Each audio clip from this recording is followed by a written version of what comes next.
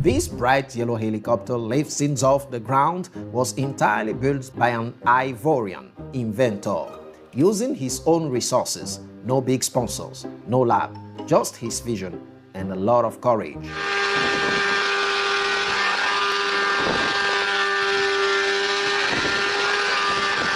A promising beginning, and this man deserves full support, not just to fly, but to inspire an entire generation.